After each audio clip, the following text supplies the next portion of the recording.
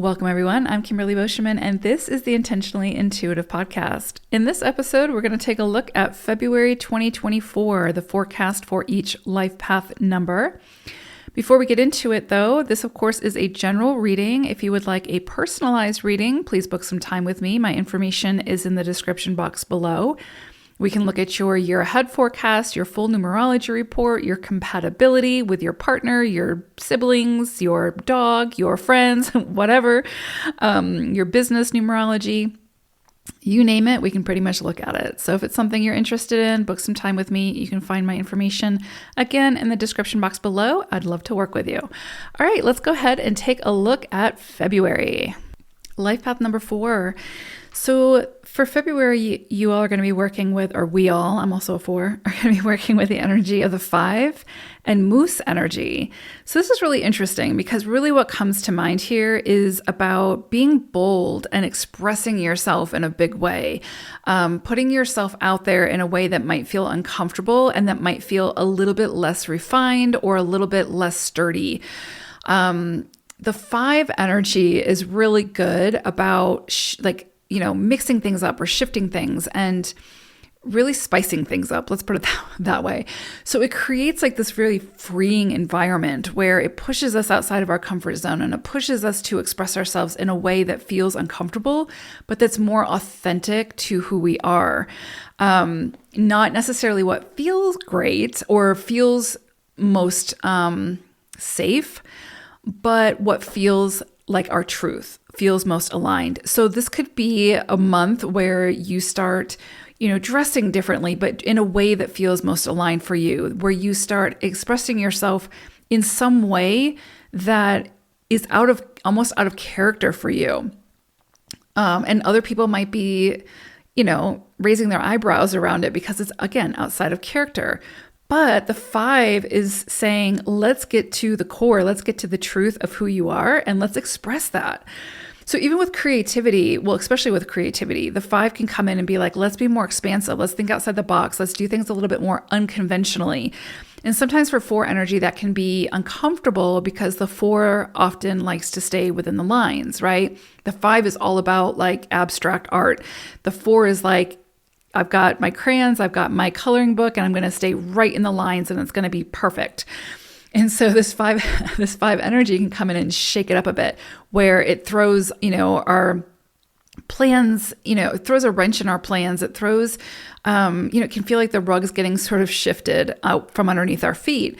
And we're meant to find our footing amidst that sort of chaos or turbulence. And we'll find out that it actually opens us up to a lot more than we would have seen if we were, cozy under our nice warm blanket type of thing.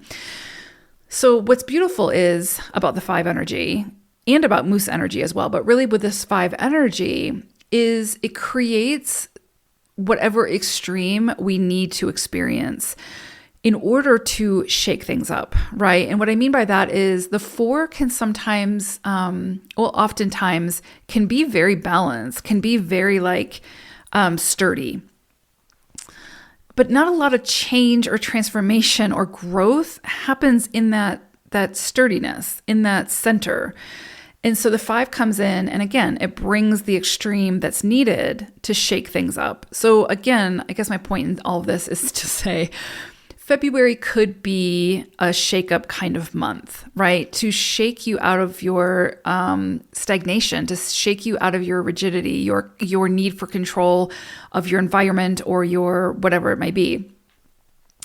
The 5's going to come in and be like, well, you thought it was going to go this way, but it's not. And, now what? Now what are you going to do? It sort of brings the crisis or the chaos, but not in a way to be feared, in a way that says, here's a new way of looking at things. Here's a new way of experiencing things. How does it make you feel, right? At first, it might feel a little shocking or a little jarring or disorienting.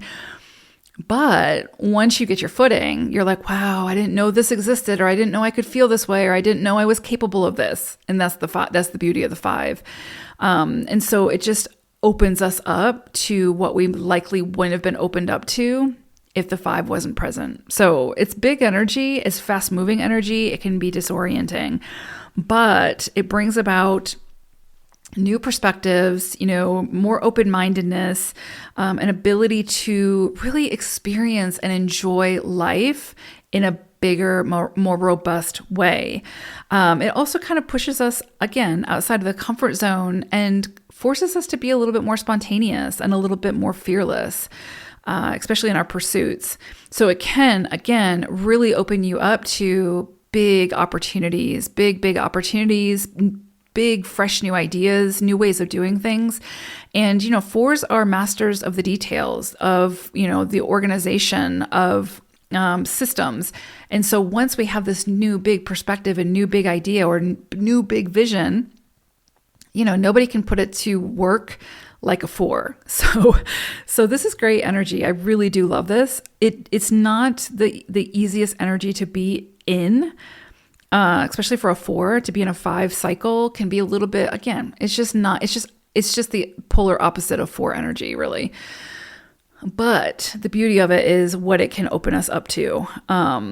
So I kind of love this. The other thing with moose energy is this is all about like boldness, being bold, being like commanding in your, whatever it is, I don't want to say like commanding attention, but it's like really commanding respect and your space and owning your space type of thing, but being really bold in your decisions. And that's one thing I will say, not every four, right? I mean, it depends on what else is in your chart, but people with strong four placements sometimes have a little bit of difficulty being bold or being the center of attention.